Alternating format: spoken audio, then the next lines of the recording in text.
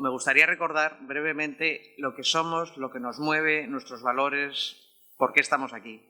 Ya he dicho que es la campaña 66, eso significa que nacimos en el 59, como bien sabéis, ese grupo de mujeres a la que nunca alabaremos lo suficiente, de esas mujeres de Acción Católica que nacieron, que en el año 59 deciden declarar la guerra al hambre. Que llevamos luchando 66 años y, como yo siempre digo, seguiremos luchando mientras haya hambre. A mí me dicen, ¿cuándo terminará Manos Unidas? Y luego termine el hambre. Pero mientras no termine, seguiremos estando aquí. Muchas de vosotros sois voluntarios en Manos Unidas, luchando para combatir esa desigualdad, esa injusticia y esa falta de respeto a muchas personas en el mundo. Nuestros valores siempre son apoyar la dignidad de la persona, los valores finales, el destino universal de los bienes, el bien común, la solidaridad, la subsidiariedad, pues algo que todos, si lo pensamos, lo queremos hacer, pero que nosotros luchamos por conseguirlo.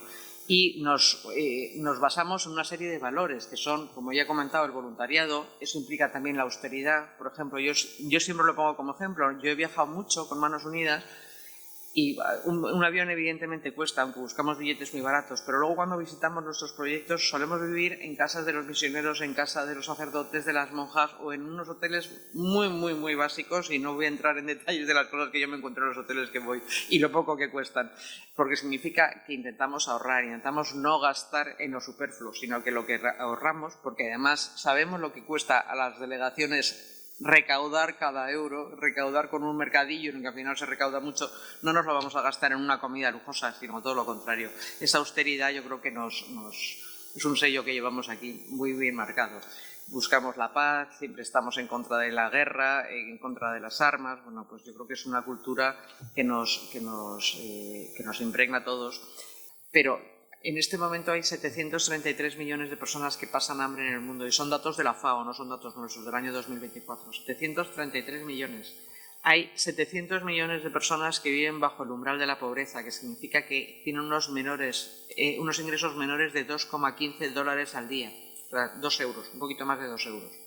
Hay 1.200 millones de personas que viven en una situación de pobreza multidimensional. Multidimensional significa que pobreza puede afectar a una vivienda digna, a una escolarización adecuada, a un acceso a la sanidad. O sea, la pobreza puede tocar muchas partes, y hay 1.200 millones de personas. Eso es un 15% de la población mundial. Mientras tanto, lanzamos satélites, mientras tanto hacemos armas nucleares, mientras tanto estamos creciendo unos, y otros sí van a peor. Y además, para mí lo más grave es que esta cifra está creciendo. Hasta el año 2018-2019 era una cifra que iba mejorando. A raíz del COVID hubo un parón y es una cifra que ha crecido. Entonces, en vez de mejorar, vamos a peor. Hay 200 millones de niños, como decía antes, que no van a la escuela. Hay 160 millones de niños que trabajan. Hoy me decía uno de estos niños de 10 años en el colegio, me decía, ¿pero eso es explotación laboral? ¿Explotación infantil? Digo, efectivamente, es explotación infantil. Bueno, pues hay 160 millones de niños que sufren explotación infantil. Hay más de 4.000 millones de personas que no tienen protección social. Hay más de 2.000 millones de personas en el mundo que no tienen acceso a un agua potable. Un agua potable con el que lavarnos las manos, con el que tener una higiene, una sanidad, poder cultivar unos riegos, sino que tienen que andar, ir al río o tienen un agua absolutamente contaminada. Manos Unidas lucha por combatir estas terribles realidades que yo creo que no deberíamos permitirlos en un mundo en el que hay recursos suficientes para que todo el mundo tuviera una vida más digna. Pues lo que digo, el alcance de hoy es la desigualdad es el mayor desafío que amenaza la prosperidad de hoy. Yo no me gusta ser populista en cuanto a decir estas cifras de los ricos son malos, pero es que en este momento hay el 1,5% de la población mundial tiene el 50% de los recursos. Y en las vías del tren, es una ciudad muy pobre, porque además está en un cruce de caminos, en las vías del tren viven muchísimos niños abandonados, niños huérfanos, niños que se han secuestrado para intentar hacer de ellos trabajadores, trabajo infantil, o incluso trabajadoras. A las niñas acaban secuestradas en redes de mafias y de explotación sexual, o que han perdido a sus padres, o por ejemplo, viven allí, en unas vías del tren horrorosas. No nos dejan hacer fotos porque a los indios no les gusta que hagamos fotos de la situación de máxima pobreza, y allí viven sin una casa, sin una cama, sin un acceso a agua, por supuesto no van a la escuela, y malviven de lo que sacan, que puede ser recogida de basuras y venta, pequeños hurtos o lo que sea. Esos niños viven en un infierno. En ese infierno hay unos sacerdotes de la Sociedad Misionera India, como decía, que nos pidieron hace bastantes años que les apoyáramos para construir un centro de acogida de niñas.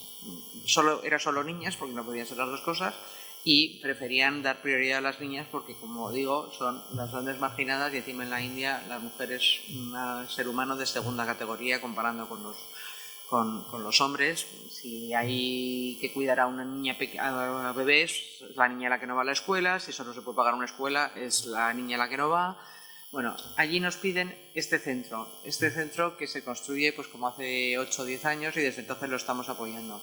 Esto es un paraíso para estas niñas, para estas 40 niñas, allí no sé si están todas, pero hay 40 niñas acogidas que tienen un hogar, que tienen un sitio donde dormir bajo techo, que tienen agua donde lavarse, donde tener higiene, donde lavarse las manos, que se les lleva a la escuela, porque se les matriculan en esas escuelas, que tienen unas cuidadoras que se ocupan de cuidarlas, que tienen lo que es lo más importante, una familia y reciben un cariño que no han recibido porque en las vías del tren solo malvivían. Se les da una oportunidad a estas niñas. Yo he estado visitando este proyecto hace 2 meses y se nos saltaban las lágrimas de verlo, pero sobre todo de ver lo felices que eran.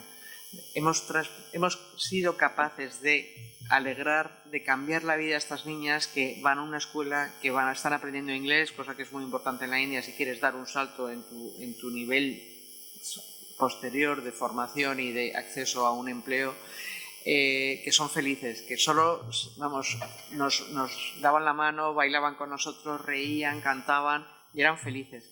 Solo por estas 40 niñas merece la pena el esfuerzo. Pero es que como estas 40 niñas hay otros 575 proyectos que estamos haciendo de otro tipo. No son siempre estas niñas, pero yo lo traigo como ejemplo porque realmente es de los que más me ha emocionado y en el que terminábamos todos llorando. Bueno, seguimos necesitando la ayuda de tanta gente para seguir pudiendo ayudar a estos proyectos. Tenemos que seguir reforzando este trabajo. Como decía al principio de mi charla, no podemos dejar de trabajar porque desgraciadamente sigue habiendo mucha gente que nos necesita. Gracias a nuestra capilaridad en España llegamos a muchos sitios y gracias a nuestros 400 socios locales llegamos donde no llega casi nadie. O sea, hay muchas ONGs que no llegan tan lejos o a los poblados más lejanos, que es donde normalmente los religiosos no se van, están allí. Y bueno, seguiremos luchando por apoyar a los más vulnerables y defender sus causas, intentar hacer un mundo mejor entre todos, compartiendo, volviendo a nuestro lema, a compartir es nuestra mayor riqueza. Yo creo que compartir el tiempo esta tarde, gracias por ello, gracias a que compartamos, si podemos compartir lo que tenemos, conseguiremos hacer un mundo mejor y menos desigual. Muchísimas gracias.